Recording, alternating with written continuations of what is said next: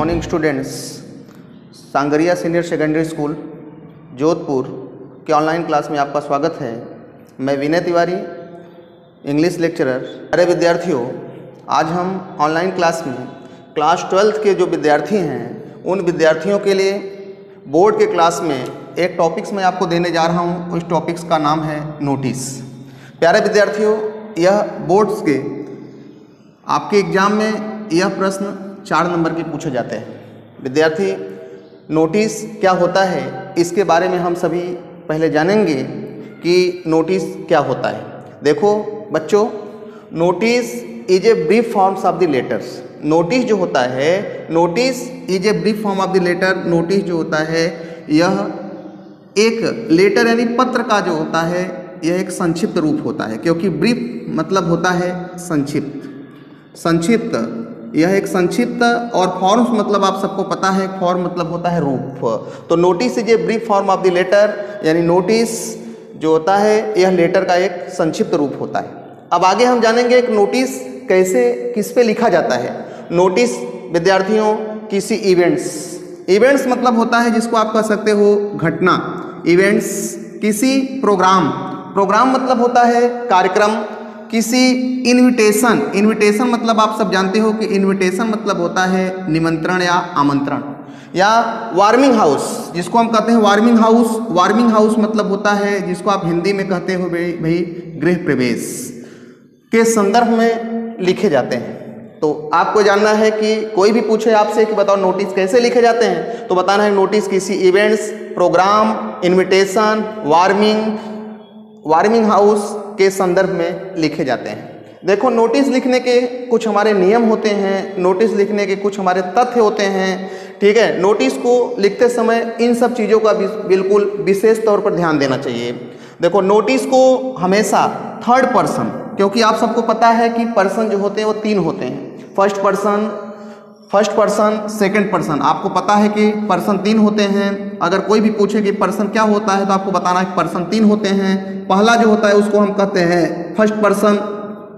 देखो, first person में आई और वी आते हैं। और दूसरा जो होता है उसको हम सब कहते हैं, देखो, सेकंड पर्सन में आपके जो है केवल यू आता है। और तीसरा जो होता है वह होता है आपका थर्ड पर्सन। और आप सबको पता है कि थर्ड पर्सन में ही आता है, सी आते हैं, इट आते हैं, दे आते हैं, और एनी नेम, किसी का कोई नाम अगर आ जाए तो वह थर्ड पर्सन होता है। तो थर्ड पर्सन, ठीक है, पर्सन 3 होते हैं, first person, second person and third person. तो नोटिस को हमेशा थर्ड पर्सन में ही लिखा जाता है, अर्थात नोटिस को कभी भी फर्स्ट पर्सन या सेकंड पर्सन में नहीं लिखना चाहिए। हमारा नियम है कि नोटिस को हमेशा आपको थर्ड पर्सन में ही लिखना चाहिए। ही, सी, इट, दे, एनी नेम में ही लिखना चाहिए। और इसमें दूसरा नियम होता है कि नोटिस में हमेशा डेट को दिखाते हैं, अर्थात कोई कार्यक्रम यदि है, कोई घटना है, कोई इनविटेशन है तो कब है उस डेट को दिखाइए। टाइम, अच्छा वो टाइम कब रखा गया है। प्लेस, उस प्लेस का नाम लिखिए कि मतलब यह नोटिस लिखा जो गया है अर्थात किस जगह पे रखा गया है भी दिखा देना चाहिए। तो हमारा नियम है कि नोटिस में डेट, टाइम, प्लेस भी दिखा देना चाहिए। फिर तीसरा नियम है कि नोटिस को 50 वर्ड से अधिक नहीं लिखना चाहिए। ठीक है, आपको जो है विद्यार्थियों, ठीक है, आपको जो है नोटिस को 50 वर्ड से अधिक नहीं लिखना चाहिए। नोटिस को हमेशा 50 शब्दों में ही लिखना चाहिए, उससे अधिक आपको नहीं लिखना चाहिए। और नंबर 4, नोटिस को चारों तरफ से बॉक्स में बंद कर देना चाहिए, अर्थात इस प्रकार से नोटिस आप लिखिए। नोटिस को जो है आप इस तरफ से लिखने के बाद नोटिस को आप चारों तरफ से इस प्रकार से आप बॉक्स में बंद कर दीजिए। अगर आप नोटिस को बॉक्स में नहीं बंद करते हैं तब यह हमारा जो क्वेश्चन होता है, हमारा जो आंसर होता है वह गलत माना जाता है। इसलिए नोटिस को हमेशा लिखने के बाद चारों तरफ से बॉक्स में इस प्रकार से बंद कर देना चाहिए। फिर हम आपको बताते हैं कि नोटिस को लिखने का कुछ तरीका होता है, कुछ मेथड होता है। नोटिस को लिखने के लिए इसके कुछ फॉर्मेट होते हैं, अर्थात कुछ नियम होते हैं किस प्रकार हम नोटिस को लिखते हैं। तो देखो विद्यार्थियों, नोटिस को लिखने के लिए सबसे पहले आपको नेम लिखना है, और नेम ऑफ द स्कूल। अगर स्कूल के लिए नोटिस है तो नेम ऑफ द स्कूल, और उसके बाद यदि कोई क्लब है, कोई संस्था है तो उसका नाम आपको लिखना है। वो भी लिखना है तो बिल्कुल जो है आपको कैपिटल लेटर में लिखना है। कैपिटल लेटर यानी बड़े अक्षरों में लिखना है आपको, कभी भी इसको आपको स्मॉल लेटर्स में नहीं लिखना है, नहीं तो गलत माना जाता है। हमेशा नोटिस को लिखिए तो हमेशा आप कैपिटल लेटर में लिखिए। जैसे स्कूल के आपके नाम है सांगरिया आदर्श सीनियर सेकेंडरी स्कूल, तो इसको हमेशा आप बड़े अक्षरों में लिखिए, हमेशा इसको आप कैपिटल लेटर में लिखिए। जैसे कोई क्लब का नाम है, जैसे कोई भी क्लब का आप नाम ले लीजिए, जैसे रामदेव, ठीक है, क्लब, कोई भी क्लब का आप नाम ले लीजिए, उस क्लब का नाम हमेशा आप कैपिटल लेटर में लिखिए, इसको आपको स्मॉल लेटर में नहीं लिखना है। तो आपको ध्यान देना है फॉर्मेट में ध्यान देना है कि नेम ऑफ द स्कूल का नाम आप लिखिए तो उसको आप जो है कैपिटल लेटर में लिखिए, और क्लब का नाम लिखिए वो भी कैपिटल लेटर में लिखिए, किसी इंस्टीट्यूट का नाम लिखिए वो भी आप कैपिटल लेटर में लिखिए, किसी कोचिंग का नाम लिखिए उसको भी आप कैपिटल लेटर में लिखिए। हमेशा इसको कैपिटल लेटर में लिखना है, बड़े अक्षरों में लिखना है। और इतना लिखने के बाद फिर आपको, ठीक है, एक लाइन छोड़ना है, एक लाइन छोड़ दीजिए आप। एक लाइन छोड़ने के बाद, एक लाइन आप छोड़ दीजिए, हाँ मैं बता दे रहा हूँ आपको कि एक लाइन आप बिल्कुल जो है इसको छोड़ दीजिए। इसको लिखने के बाद एक लाइन आप यहाँ छोड़कर, एक लाइन छोड़ करके फिर आपको कैपिटल लेटर में लिखना है नोटिस, कैपिटल लेटर में आपको लिखना है फिर नोटिस भी आपको कैपिटल में ही लिखना है, इसको स्मॉल में नहीं लिखना है, इसको भी आपको जो है कैपिटल लेटर में ही लिखना है, अर्थात कैपिटल लेटर्स में आप इसको लिखिए, ठीक है, नोटिस।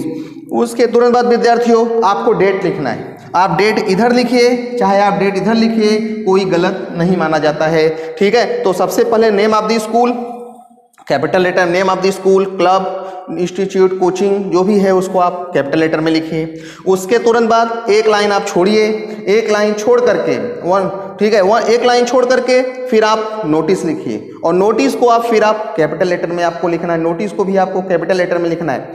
फिर एक लाइन आपको फिर छोड़ना है, एक लाइन फिर आपको छोड़ करके, एक लाइन फिर आपको छोड़ करके फिर आपको किसके ऊपर, मतलब जैसे पल्स पोलियो है उसका हेडलाइन क्या है, अर्थात उस हेडलाइन को लिखिए कि हेडलाइन क्या है, उसका सब्जेक्ट क्या है। जैसे पल्स पोलियो कैंप आपकी स्कूल में रखा गया है, ठीक है, या तो साइंस फेयर रखा गया है, या तो किसी टूर के बारे में लिखा गया है, या सपोज दैट मान लीजिए आपकी स्कूल में योगा डे मनाया जा रहा है, योगा डे के बारे में लिखा जा रहा है, या चिल्ड्रेन डे के बारे में लिख रहे हो आप, तो आपके नोटिस बोर्ड पे लिखा गया है, तो उसको आपको वह सब्जेक्ट लिखना है। जैसे चिल्ड्रेन डे आपकी स्कूल में, जैसे चिल्ड्रेन डे फेयर लगने वाला है तो यहाँ आपको लिखना है चिल्ड्रेन डे। जैसे आपकी स्कूल में पल्स पोलियो का कैंप लगना है तो यहाँ लिखिए पल्स पोलियो कैंप। जैसे आपको कहीं टूर पे जाना है, साइंस फेयर है, तो यहाँ पर आपको लिखना है साइंस फेयर। इतना आपको कैपिटल लेटर में भी लिखना है, आपको ये भी आपको जो है बिल्कुल बड़े अक्षरों में ही लिखना है, ठीक है। उसके तुरंत बाद फिर आपको एक लाइन यहाँ पर छोड़ना है, एक लाइन छोड़ करके, क्योंकि एक लाइन छोड़ करके देखो विद्यार्थियों, हमेशा हमें आपको ये परेशानी होती है कि हम लेटर को, आप जो है अगर नोटिस को शुरू करें तो नोटिस को शुरू करें तो हम किन शब्दों से शुरू करें। हमारे लिए सबसे बड़ी परेशानी, हमारे लिए सबसे बड़ी दिक्कत यही होती है कि हम किसी भी टॉपिक को लिखने के लिए हम उसको शुरू नहीं कर पाते हैं। तो शुरू करने के लिए सबसे पहले आपको लिखना है, शुरू करने के लिए दिस इज इन्फॉर्मिंग, ठीक है, this is informing all the students. यदि स्कूल के लिए लिखा जा रहा है तो ऑल दी स्टूडेंट्स लिखिए, अगर किसी क्लब या इंस्टीट्यूट के लिए लिखा जा रहा है तो आप वहाँ मेंबर्स लिख दीजिए। तो आप लिख सकते हैं कि this is informing all the students. यदि स्कूल के लिए लिखा जा रहा है तो सभी विद्यार्थियों को सूचित किया जाता है कि। उसके बाद फिर मेंबर्स है तो आप मेंबर्स लिख दीजिए, और उसके बाद फिर दैट, और इन्हीं शब्दों से शुरू करिए कि आवर स्कूल, कि आपका जो स्कूल है, जैसे चिल्ड्रेन डे मनाने जा रहा है, योगा डे मनाने जा रहा है, पल्स पोलियो कैंप मनाने जा रहा है, तो लिखिए our school, our club is going to organise, मतलब हमारा स्कूल, हमारा क्लब आयोजित करने जा रहा है। और क्या करने जा रहा है, तुरंत इसके बाद टॉपिक का नाम लिख दीजिए, जैसे pulse polio camp, yoga day, science fair, यह जो है आयोजित करने जा रहा है, तो इसका आप यहाँ नाम लिखिए।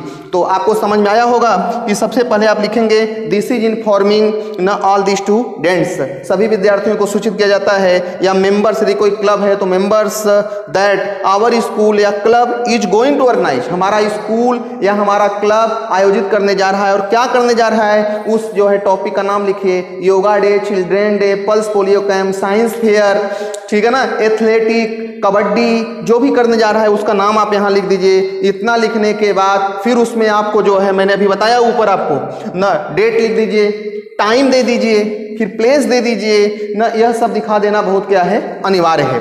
उसके तुरंत बाद विद्यार्थियों, इसके तुरंत बाद आपको, जैसे मान लीजिए कि जो नोटिस निकालता है, वो नोटिस निकालने वाला जैसे स्कूल का प्रिंसिपल होता है, जैसे आप स्टूडेंट यूनियन के आप मान लो सेक्रेटरी हो तो अपना नाम यहाँ लिख दीजिए। इसको लिखने के तुरंत बाद यहाँ अपना जो है आप नेम लिखिए, जो है नेम, यहाँ अपना नेम लिखिए और नेम के तुरंत बाद यहाँ पर अपना पोस्ट लिख दीजिए कि आप क्या हैं। ठीक है, तो नेम लिखिए, नेम जैसे अपना नाम लिख दीजिए कि भाई आपका क्या नाम है, जैसे राहुल कुमार, रमेश कुमार, जो भी आपका नाम है। अपना पोस्ट लिख दीजिए, आप पद, जैसे आप स्टूडेंट्स जो है संघ के आप क्या हैं, यूनियन के आप जो सेक्रेटरी हैं, तो आप यहाँ लिख दीजिए सेक्रेटरी। यह लिखना जो है बिल्कुल जरूरी होता है। तो मैंने आपको बता दिया, आपको समझ में आ गया होगा कि notice is a brief form of the letter, यह एक जो है पत्र का जो है संक्षिप्त रूप होता है। और दूसरी चीज मैंने बताया, नोटिस किसी इवेंट, प्रोग्राम, इन्विटेशन या वार्निंग के संदर्भ में लिखा जाता है। फिर मैंने बताया इसमें कुछ नोट होते हैं। नोटिस को थर्ड पर्सन, मैंने पर्सन के बारे में यहाँ आपको जो है बता दिया कि पर्सन 3 होते हैं, फर्स्ट पर्सन, सेकंड पर्सन और थर्ड पर्सन।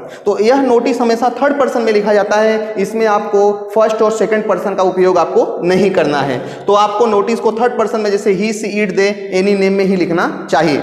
और दूसरी चीज मैंने बताया कि नोटिस में डेट, टाइम और प्लेस भी दिखा देना चाहिए। अर्थात जैसे कोई कार्यक्रम हो रहा है, कोई प्रोग्राम हो रहा है, किस डेट पे हो रहा है, क्या टाइम है, वो प्लेस क्या है, जैसे स्कूल के ग्राउंड में रखा गया है कि कहीं बाहर रखा गया है, उस चीजों के लिए भी हम यहाँ पर दिखा देना चाहिए। उसके बाद नोटिस को 50 वर्ड से अधिक नहीं होना चाहिए, नोटिस 50 शब्दों में ही लिखना चाहिए, इससे अधिक नहीं लिखना चाहिए। और फिर मैंने बताया कि नोटिस को चारों तरफ से बॉक्स में बंद कर देना चाहिए। जैसे बॉक्स है, आप पूरी नोटिस लिख लीजिए, नोटिस लिखने के बाद आप इसको बॉक्स में बंद कर दीजिए।